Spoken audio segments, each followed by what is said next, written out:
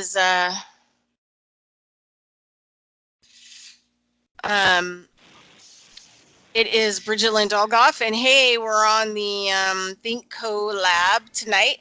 Anyway, too late for Victor. We're gonna change it on our end. The time. Oh, I was gonna tell you that could you do like noon on Sunday? Yes, I can do whatever time we want to Turn it arrange it. down. You're getting you're kind of too loud, I think. The speaker. Turn it down Okay, just a little bit. Let me hear. how about that? Awesome. Okay, so I told Victor we'd change it. So it'd be like noon your time, 9 a.m. my time. I think No that'll work. problem. I think Karen does better earlier too. So I think it'll be good. I do much better earlier in the day than in the evening. By this time in the evening, my brain is starting to go brain dead. Me too. Okay, so Lenny and I are just gonna collab and we're gonna talk about just kind of like what it's like a little bit when you are operating out of the box and you're trying to re-educate people and you're also trying to educate yourself and you're trying to do the work that you not only want to do but you were educated to do, and how difficult it is to make a living at it. And so we were just talking about that I have given the management kind of notice at Revolution Radio, um, because I don't want to be a flaker, that after the first of the year, that because I'm not really sure what's going to happen or where I'm going to be, or if I get on the road in December, I might not get off the road. And so we were talking about how difficult it is to have internet as you're kind of traveling along, and then also a device that you can use to be on radio and do all the things that you need to do. And so they've been, messaging me about it. And so I was telling Lenny about that because I know once I get on the road, there's no guarantees that I'm going to have Wi-Fi. And I don't really know how long or, any of those answers, because, you need all your money kind of for traveling and food. You can't really spend a lot of money on internet service. um, and so, tonight we kind of wanted to talk about, you know, how unsupported that a lot of us out on the globe are, and so much unsupported that a lot of us have been attacked by the system or discredited. Um, and we're still surviving. We're still working our butts off. We're still trying to educate people, even under tough, really tough conditions. So do you want to tell them kind of about like your trip and your experience? Because there were parts of your trip for what, 3.5 months? Didn't it take you? Yeah, well, I left from Oregon and went to New Mexico, and that took about a day and a half, and I was in New Mexico for about 2.5 months. And when I was in New Mexico, I had internet access, no problem. But then things started to not work, and I had to shift gears and moved from New Mexico to Arizona. And the only way to get on the internet in Arizona was by borrowing somebody's phone and using it as a hotspot. And then when it was being used as a hotspot, it wasn't used as a phone. And then we had charger difficulties also because all the different devices had to be charged. So I could not have run the radio station like I was doing when I was in Arizona or Oregon from where I was in Arizona. And then once we got on the road, we had 6 weeks of road trip, and there would have been no way to coordinate to do that. So if you're not in a place that's stable that you can call home, committing to being a radio talk show host is difficult. Heck, even being a guest on radio shows was difficult, but I could make time for 2 hours here or there. But to be consistent, you never know where you're going to be, and you're at the whim of other people. So to make plans based on a schedule, that just didn't work. Yeah. And the thing is, like, when you're on the fly too, you have to consolidate all your bills just because you don't know, what's going to happen. So you don't usually have a hotspot or anything like that that costs quite a bit of money every month. Or, sometimes even like a phone. So, but that's why, people need to know that there are a lot of us out here, and not just, me or Lenny. I mean, Karen has, moved away from the system too. But there are a lot of like amazing people out there in this world that are trying to do amazing work against all possible odds, you know, um, and so we could use like some help, even just small amounts of help, What and what love to see somebody put up a real school online. Lenny and I have been talking about that for a long time, getting some kind of school together where we could, start bringing people on to re-educate people out there. Yeah, the Um, current model of online schools really doesn't work they for all the suck, people who yeah. are presenting the material. The online school wants all the material there. They want to know what you're presenting and they want it all done ahead of allowing you to offer the class. And you don't do that. When you're teaching a class, you do the work as you're going because you never know what you're going to say in class. And if you say something, you need to follow it up in the next class with more substance of the basis of what you're talking about. So what I found is that in working with online, there was too much work that they wanted me to do ahead of it.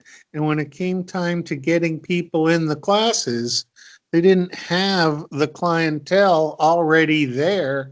They wanted the teacher to go out and bring the students into their classroom. And so that just to me seemed insane. So I left that model a long time ago. But you went through the same thing that I went through with a different company and it hadn't changed. You put a whole lot of work in up front, and when it came time to offer the class, they didn't have students for you and they didn't have the logistics set properly.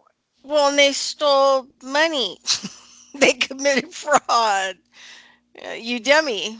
Yeah, I've tried a few different models, and I've actually worked with other people who are trying to create other models, right? So trying to tell people about my experience and what I think would work good and what doesn't work at all, to help them to, create like something else online school. But it takes somebody that has some money and it takes some IT people, to build it, so that also so it can grow long term as we bring, or sorry, it's not my project. It could be anybody's project, but I would like to be involved with it. Like if you were going to start a project like that, just put that out there.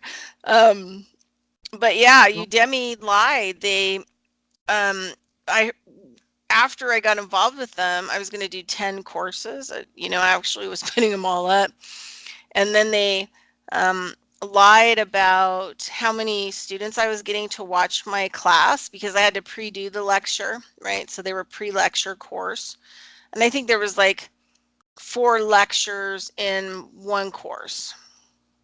Anyway, um, I get an email, get an email from Udemy that says 3 months after I post the first course, um, I get this email saying, oh, this was right before last year, before January, and it said, oh yeah, we're doing your tax stuff for Udemy, and you made $25 this last year. I was like, what? I didn't make anything. So I investigated, and somebody, um, I put the class out for $60, and then Udemy, I guess, took the $60 and then gave me a share of $25. um, for one student, but yet I never got paid for that $25.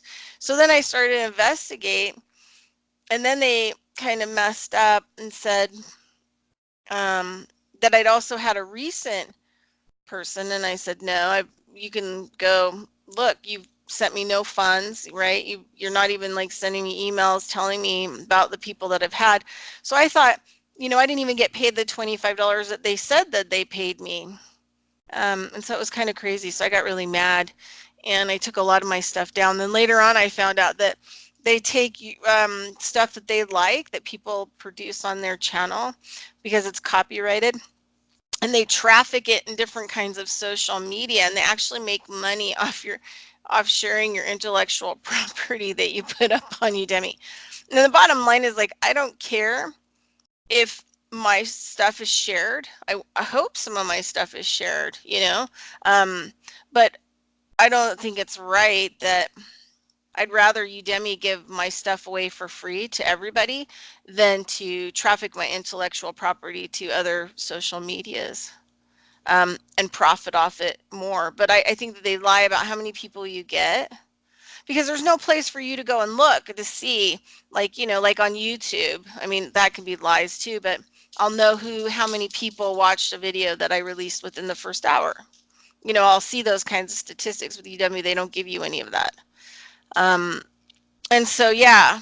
And then they constantly try to cheapen your rate. They don't even, obviously, well, they didn't even pay me the $25 they said they owed me. So, um, you know, there wasn't even like any, yeah, so it's pretty crazy. But anyway, yeah, I'd rather be, you know, it be for free somehow, or, you know, inexpensive to the public, for sure. But I would like to get paid, and I don't have to be paid a lot, but I'd like to be paid so that I can take the time to put up and put together really good content. What are your thoughts along all that, Mr. The Lenny? model is broken from human scale to where education has become a lot more about the credits that you get by taking a class than the knowledge you get by taking the class.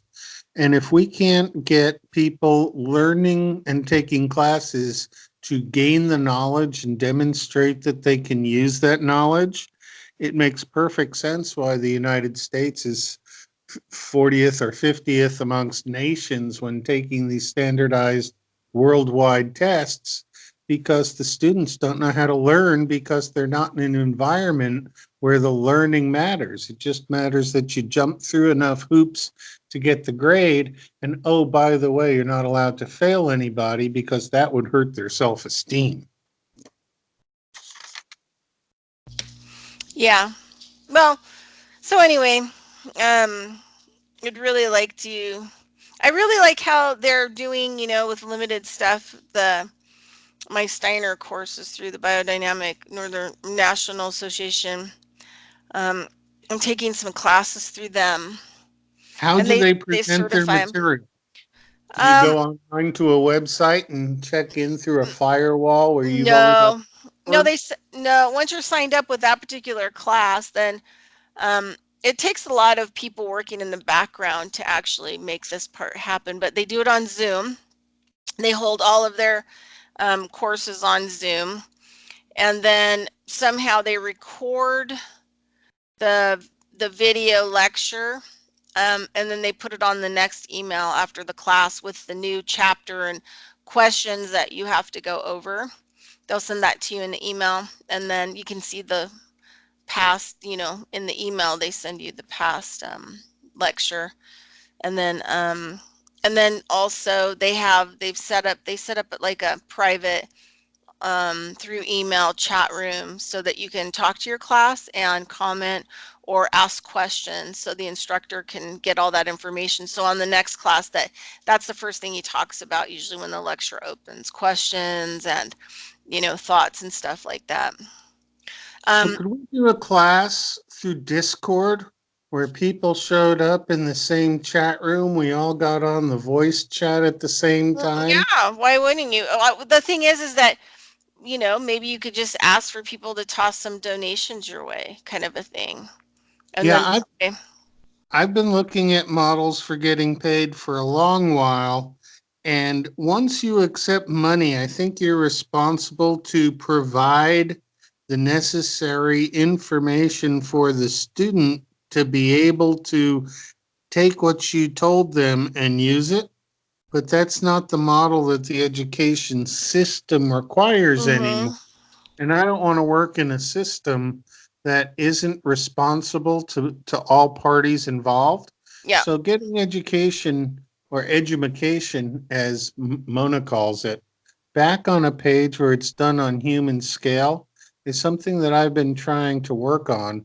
And I really think that older people and younger people should be paired up to co learn so that the younger people can provide certain services to the elderly and then benefit from their experience and have it so that it's a win win situation and nobody's left out. Because right now, the elderly are boxed in their cubicles and sent off to their nursing homes, and students are kept in school until they're 18, not allowed to work. And then suddenly they're in the workforce and they've never been trained to, and they catch all sorts of flack for not being Johnny on the spot all the time. So it takes about 10 years of learning in the system. And during that time, young people just get beaten up. And so by the time you're in your early 30s and you got the system figured out, you have a chip on your shoulder and you want to get revenge on everybody else. But you can't get revenge on the people who did it to you. So you take it out on the people who are younger and following you. And this has been passed through the society over 3, 4, 5 generations. So everybody is angry because nobody's really made to feel comfortable in any sort of learning, teaching, or working environment. Yeah. Well, think about what we're doing with the collab though. Um, there isn't anything like it on YouTube. We are educating people. Karen's putting up her she puts up a weekly podcast. Yeah, I haven't gotten it together to be broadcasting yet, but I'm definitely working on things that will be available for broadcast. And I got Gary, my friend, to sort of agree to help me out that if we do a conversation and get it recorded, he's going to add work on the video to make it so that the video flows with the audio. Good. Yeah, that's good. Um, it's really easy actually to put stuff up on social media these days. That's the one thing about technology that's good. But so the Think collab, we have lots of stuff going up there. We have the yeah, don't forget if you're at the site to look up those 3 videos, map or charting the maps 1, 2, and 3. Awesome. Awesome, awesome stuff on those Yeah, I maps. watched the copy of the first video that Mike 13 or 12 Monkey put up. That was your first show, I believe. And good stuff, especially when you have the maps to look at. You can see what he's talking about. Starforts don't translate to the radio, but the way you guys did it, it really does translate.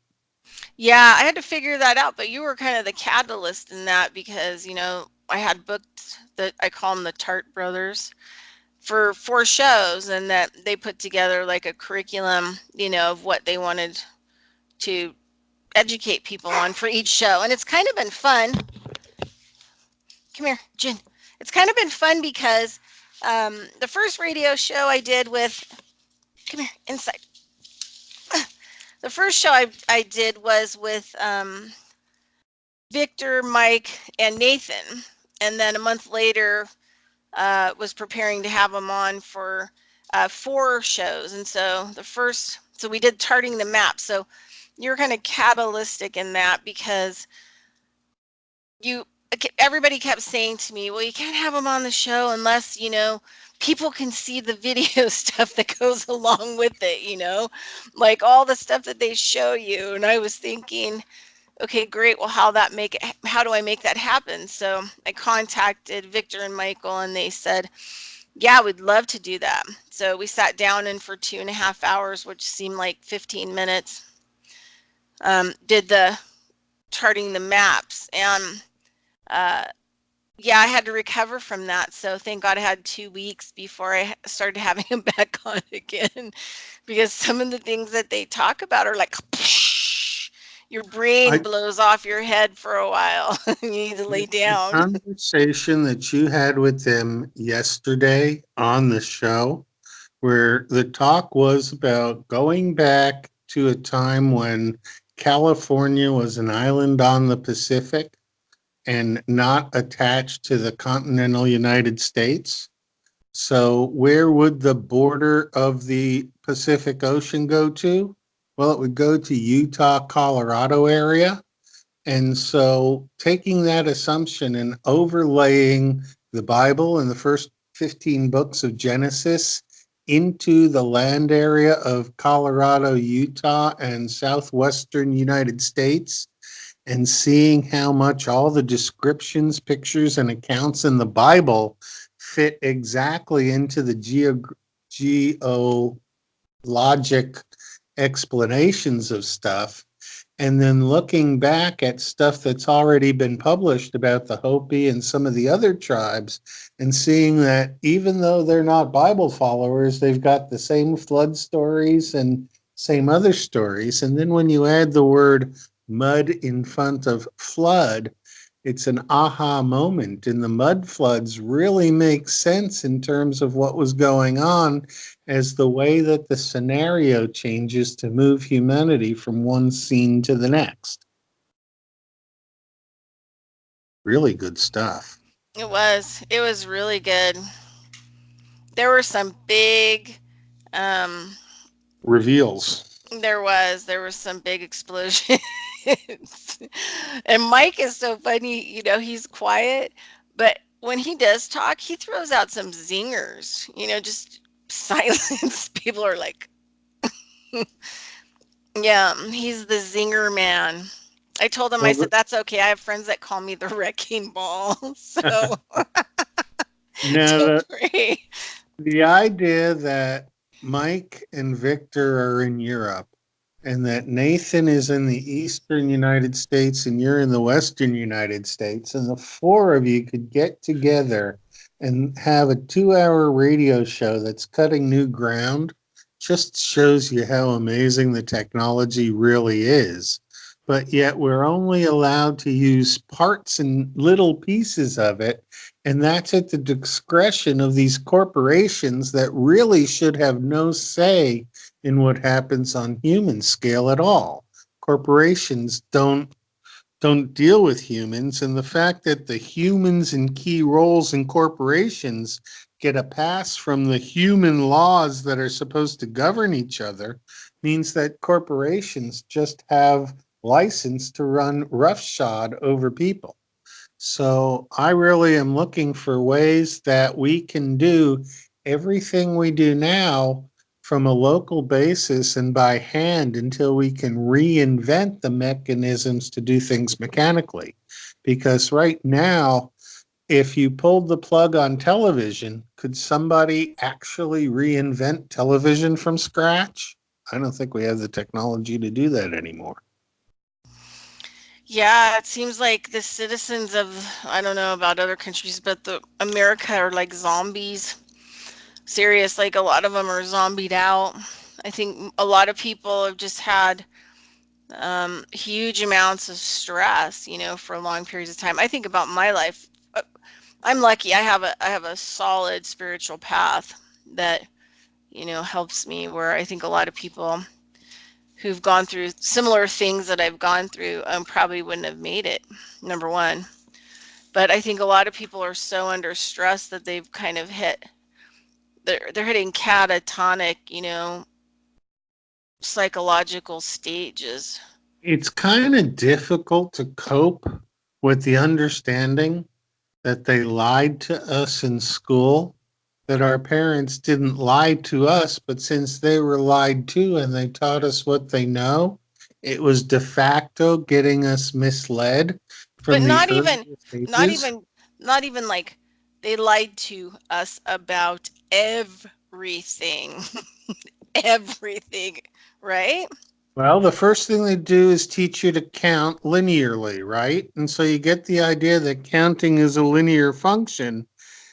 Nature works on an exponential fractal system. It has nothing to do with linear.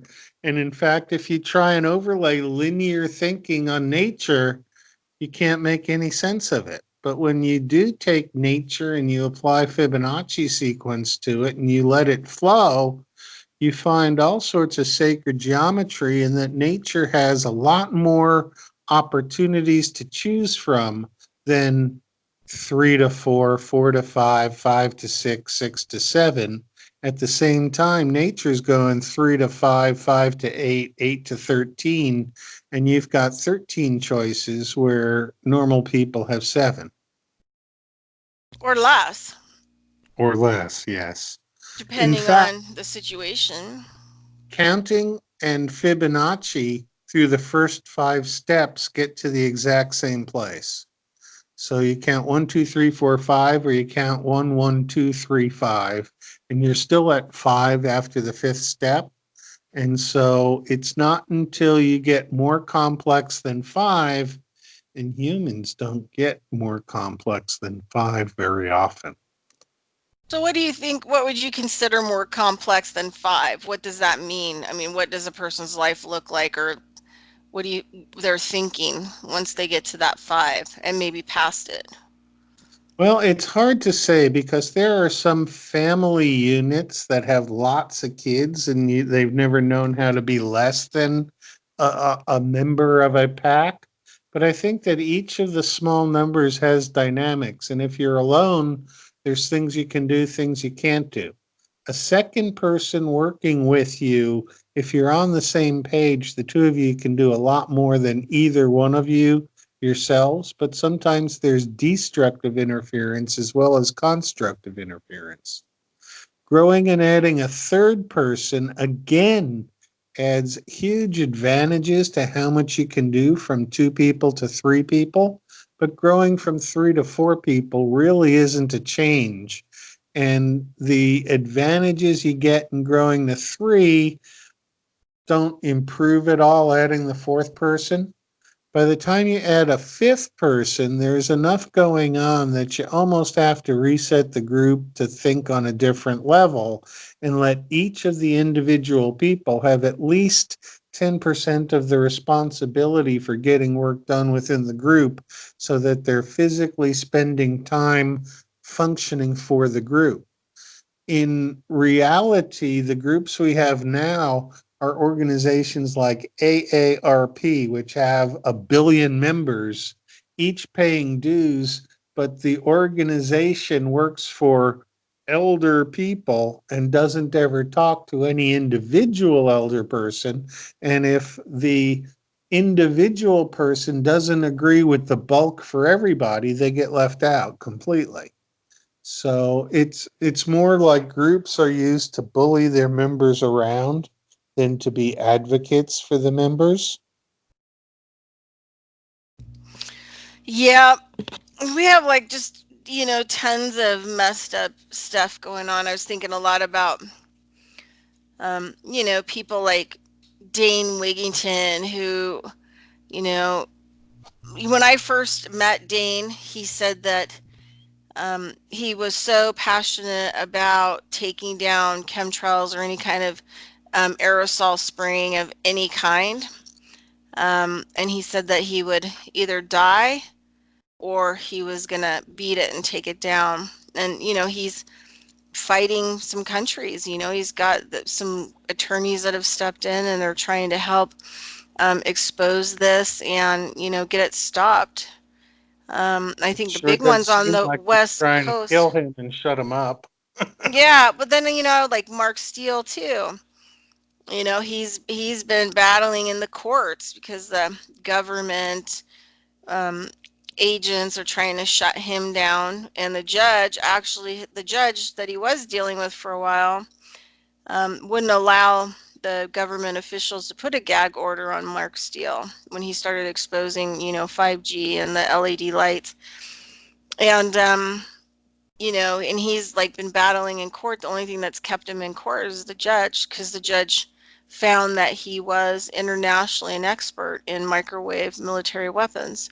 So, he's battling, trying to expose it. You know, just how hard some people are working to expose this stuff, and people like Mark Steele and Dane Wigington. If people get an opportunity, they should, even if you can give them $20 to help them for all the legal stuff that's going on. I mean, they are fighting in behalf of you every person on this planet Yeah, to the stop problem you from with us getting sending murdered. money when we're poor and circulating that money is that it circulates between good efforts by other people who are poor. That it would be nice if there was a body of money that could pay people that didn't come out of the pocket of other people, because certainly at the corporate way of dealing with things, the money that's generated doesn't come from the work of people, it comes from the investment of money. So there's such an advantage for money investment making more money over the work and sweat of your labor making money, that it almost pays for nobody to work, except that you have to keep earning a living. So they've got way more people than jobs, that and so qualified people don't get jobs. They can find people who are less qualified, will take less money, and the quality of work doesn't compare to some of the work done in the past. But quality is not that important. The society seems to want to reward quantity. So if it's more, bigger, better, that's great, and they'll throw money at it. But if it's a different way of doing things, well, they've already got it so that they're making money the old way. There's no incentive to do things better and change. Yeah, well, I think we have a lot of crazy stuff that's going on and the things that are important.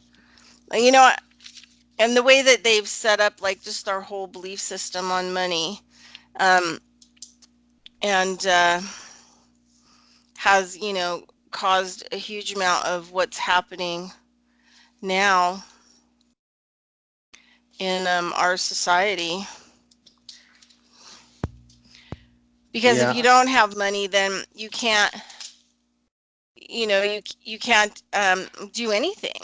You can't keep a roof over your head. You can't make your own way. Like I always tell everybody, like I am a true American citizen, right? Because I have gone out and created my own work, my own job, and in some cases that no one else can do. And to not be kind of rewarded in the system for that, to holding your own up, putting on your boots and getting out there and getting done, right? Kind of a thing. That I think that's when I think about America, it's kind of like what I feel like a lot of Americans did, especially a lot of Americans or people that came to this country, they all had abilities. They could make shoes or clothing or grow crops that actually could make those things. Leather, strapping and boats and all kinds of stuff. So everybody was producing. And now, because it's all corporation, they want to junk everybody into these corporation, big corporation businesses where all this stuff is like manufactured by machines and is more worthless than what we pay for it. And then it ends up not decomposing in our dumps, our landfills, when we're done with it. Well, the whole setup is set up so that the corporations make out and they control the lobbyists who get to the politicians, pay off the politicians, and so there's no response down at the we the people level. And I think we the people have sort of figured this out, but maybe not, because it seems like there's one party that's clueless attacking the president, the other party that's clueless defending the president, but the ones that are defending the president seem to be attacking the president also by not supporting what he's doing. And so everybody's just trying to dodge the blame. Nobody's trying to actually produce good work. If we could have a whole session of Congress where all they did was sunset and close off laws that were no longer functional, I bet we'd lose half the laws in the country and nobody would notice that they were even gone.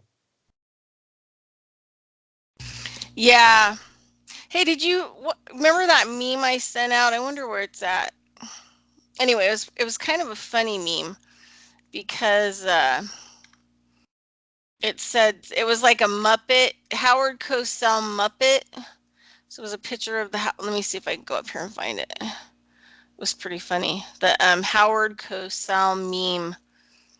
Anyway, I saw it on Facebook. Let's see if I can find it. Howard Cosell was a sportscaster in the 1970s and 80s that had a unique voice. And anytime people heard Howard Cosell, they knew exactly who it was. For anybody listening who's Oh, never there it heard of is. Cosell. Yeah, so it's a Howard Cosell puppet Muppet from the Muppets, you know?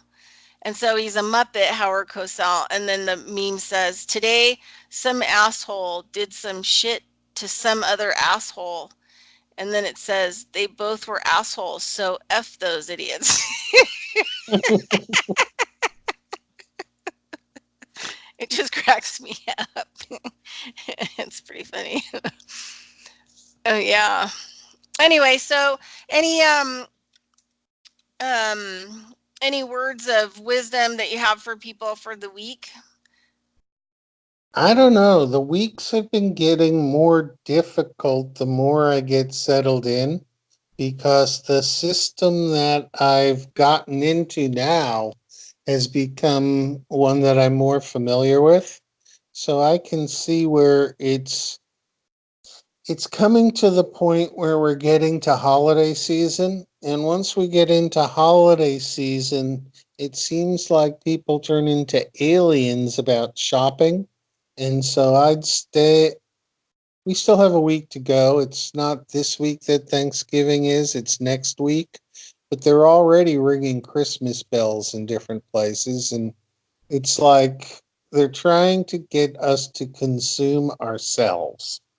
And so I think it's time that each of us gets back, steps back, and heals ourselves at a human scale.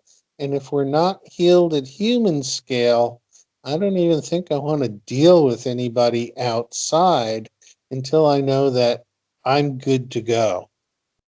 So that's what I'd suggest to people is take the time, work on yourself, and if you're not in the right sorts, it's okay to take some time off, relax, and get away from the stressors. And that's the biggest problem we have is that we get stressed out about so many things that we can't affect. And so taking a detachment from the outcome of a situation and just doing what you know is the right thing to do and living with the results really decreases the stress immensely.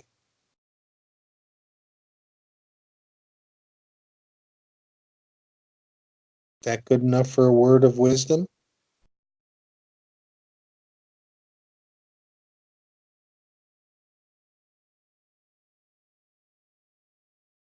Did I lose you?